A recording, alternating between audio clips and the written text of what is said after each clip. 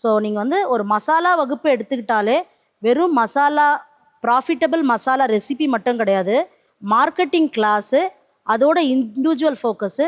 மூன்றாவது ரொம்ப முக்கியமானது வந்து பார்த்திங்கன்னா, நம்ம எல்லாம் வெறும் மசாலா அப்படி தான் நினச்சிக்கிறோம். ஆனால் அந்த ஒவ்வொரு மசாலாவிலையும் நான் உண்மையிலே சொல்லுவேன், நம்ம வந்து இந்தியா வந்து பார்த்திங்கன்னா வெள்ளைக்காரங்கிட்டேருந்து மீண்டு வந்தது கொஞ்ச காலம்தான். ஆனால் வெள்ளைக்காரங்கிட்ட ஆட்சியில் மாட்டிக்கிட்ட காலங்கள் ரொம்ப காலம்.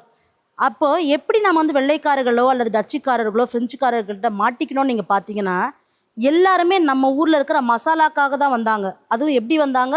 ஸ்பைஸ் ரூட் வழியாக வந்தாங்க. ஸோ ஸ்பைஸ் ரூட் வழியாக வந்து வாணிகம் செய்ய வந்தாங்க. இந்த மசாலாவை கொண்டு போய் அங்கே டீ, இந்த மசாலாவை கொண்டு போய் அங்கே இறைச்சியில் உணவுகளாக பண்ணும்பொழுது நல்ல லாபம் அவங்களுக்கு கிடச்சிது. அந்த லாபத்தை பெருக்கிறதுக்காகத்தான் வந்தாங்களே. ஸோ மசாலாக்காக வந்தவர்கள் தான் நம்மளையே அடிமைப்படுத்திட்டாங்க. அந்த அளவுக்கு நம்மளுடைய மசாலாக்கள் பிரமாதமாக இருக்கும் பொழுது